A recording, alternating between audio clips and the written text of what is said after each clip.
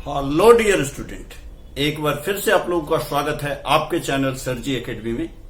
तो आज हम लोग इस वीडियो में करने वाले हैं क्लास 12th मैथ्स और application of integrals AOI chapter number 8।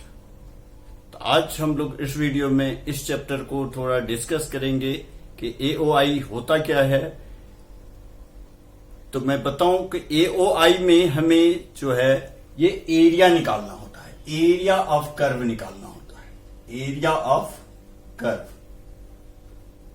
या area of bounded region, area of bounded region. इस तरह के क्वेश्चंस हमें इसमें देखने को मिलेंगे। एरिया ऑफ बॉन्डेड रीजन कहने का मतलब है अगर कोई curve y equal to f x है, y equal to f x, कोई ऐसा इक्वेशन है y equal to f x है, तो इसका एरिया अगर हमारे को निकालना हो तो y equal to f x, suppose करो कोई एक ऐसा कोई ग्राफ है, ऐसा कोई एक्स वाई प्लेन है, ये y equal to f x कुछ ऐसा ग्राफ जा रहा है, ये y equal to f x है और हमें इसमें एरिया फाइंड करना है और ये दे देगा जी x equal to a to x equal to b. तो सपोज कीजिए x की वैल्यू a यहां पे है, यहां पे x इक्वल टू ए है और इधर जो है x इक्वल टू बी है, x इक्वल टू बी है। तो हमें इस रीजन का अगर एरिया फाइंड करना, एरिया फाइंड करना है हमें इस रीजन का। ओके, तो आप एरिया फाइंड आउट करने के लिए क्या करेंगे, एरिया इक्वल टू क्या हो जाएगा, integration of F x d x, F x d x का इंटीग्रेशन निकालेंगे ए से लेके बी तक में, ए से लेके बी तक में, क्योंकि ये एफ एक्स जो y है, ये सपोज कीजिए बीच में एक छोटा सा ऐसे हम बना लेते हैं, ये y हो जाता है हमारा और ये dx लेंथ हो जाती है इसकी और ये y है। तो y इंटू डी एक्स तो एरिया हो गया और उसको हम a से लेके b तक इंटीग्रेट कर देते हैं। तो इस हिसाब से इसमें जो है हमें एरिया निकालना होता है। तो एरिया इक्वल टू, अगर हमारे को x का, यहां a और b क्या है, x की वैल्यू है, तो area equal to f x d x या a टू b, इसको हम ऐसे भी लिख सकते हैं a to b, f x के प्लेस पर क्या लिख सकते हैं, y d x, y d x. या अगर मान लीजिए हमारे को y की वैल्यू गिवन हो, अगर यहां पे x की वैल्यू की जगह पे y की वैल्यू गिवन होता, y इक्वल टू a से b, ऐसा कुछ गिवन होता, तो हम क्या करते, तब उस केसेस में करते कि एरिया इक्वल टू, अगर उस केसेस में अगर y की वैल्यू अगर दिया हो, यहां a से b जो है ये y की वैल्यू है, तो हम यहां पे dy का यूज करेंगे और इधर हम x का यूज करेंगे, या तो x dy लिखिए या y dx लिखिए। ये देखना है कि वैल्यू किस में है। अगर x equal to a to x equal to b है तो ये वाला लीजिए, अगर y equal to a to y equal to b है, y की वैल्यू अगर दिया है a से लेके b जो भी है, तो x dy का यूज करेंगे। तो इस हिसाब से जो हम एरिया फाइंड आउट करते हैं। अब इसमें हमें कुछ फिगर्स समझने पड़ेंगे, हमारी को इसमें किस तरह के फिगर्स आएंगे। तो आपको कोई ज्यादा अलग का फिगर नहीं आने वाला है, कुछ हो सकता है कुछ कर्व हो, लेकिन मोस्टली जैसे मान लीजिए सर्कल, सर्कल का, तो सर्कल का तो पता है कि अगर इक्वेशन आपका x square plus Y square equal to A square है, ऐसे फॉर्म में है इक्वेशन ऑफ सर्कल, तो इसका क्या मतलब है, इसका मतलब है कि एक सर्कल है जिसका सेंटर जो है ओरिजिन पे है एंड रेडियस जो है ए है, radius is A and centre is at origin. Okay, तो X square plus A square equal to X square plus Y square equal to A square. अगर इसमें सर्कल का इक्वेशन ऐसा हो कि x माइनस एच का whole square plus y minus K का whole square equal to R square, कुछ ऐसा अगर इक्वेशंस है, इसका क्या मतलब है, सेंटर कहां पर है, सेंटर यहां पे है एच के पे और रेडियस हो गया r, radius equal to are.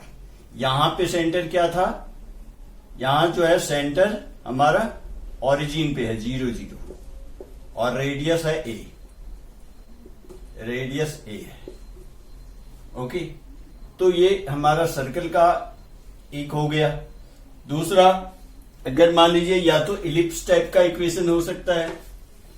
Ellipse का इक्वेशन कैसा होगा, तो उसमें होगा आपको x square by a square plus Y square by b square equal to 1। यानी ये इलिप्स का ये ऐसा इलिप्स बन जाएगा, जो कि हमारा ये ए जो है ये यहां पर है एक्स एक्सिस पे, क्योंकि एक्स के नीचे ए है तो एक्स एक्सिस पे ए है, ये ए कॉमा 0 बनेगा, ये माइनस ए कॉमा 0 बनेगा, ये 0 कॉमा बी बनेगा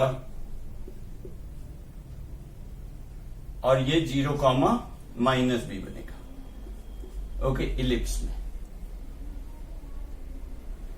या हो सकता है आपको पैराबोला टाइप का इक्वेशन आ जाए। पैराबोला में, पैराबोला क्योंकि फिगर बनाना जरूरी है, एरिया वाले क्वेश्चंस में फिगर बनाना जरूरी है। उसके बाद जो है फिगर को हम शेडिंग करते हैं, कहां से कहां हमें एरिया फाइंड आउट करना है। तो इसीलिए हमें फिगर को समझना पड़ेगा। अगर पैराबोला में अगर मान लीजिए आपको y square equal to 4ax ऐसे फॉर्मेट में है, y square equal to 4ax, तो कैसा होगा, इसका फिगर x एक्सिस की तरफ होगा, पॉजिटिव x एक्सिस की तरफ और y के दोनों तरफ, ऊपर और नीचे। अगर y square equal to -4ax है तो फिर नेगेटिव एक्स एक्सिस के तरफ होगा और जाएगा ओरिजिन से। ओके, और अगर x square equal to 4ay हुआ तो इसका मतलब है ये अपवर्ड वाला y एक्सिस के तरफ ऐसा बन जाएगा।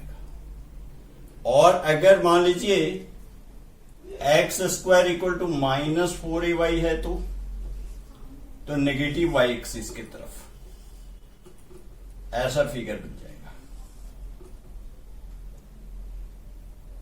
तो इस तरह का फिगर को हम लोग ध्यान रखेंगे। और फॉर्मूला क्या लेना है, इंटीग्रेशंस का फॉर्मूला लेंगे। मोस्टली क्वेश्चंस में इसमें हमारे को जो आने वाला इंटीग्रेशंस का ज्यादा फॉर्मूला का यूज नहीं होना है, नॉर्मल फॉर्मूला का यूज होना है। सारे फॉर्मूले इसमें लगेंगे नहीं, तो कुछ कुछ आपको फॉर्मूला का यूज रखना पड़ेगा, लेकिन ज्यादातर आपको ये वाला फॉर्मूला जो है integrations of under root of A square minus x square, इसका आप फॉर्मूला को ध्यान रखेंगे। क्या होता था इसमें, x/2 under root of A square minus x square plus A square by 2 sine inverse x by A. तो ये फॉर्मूला का यूज आपको ज्यादातर होने वाला है।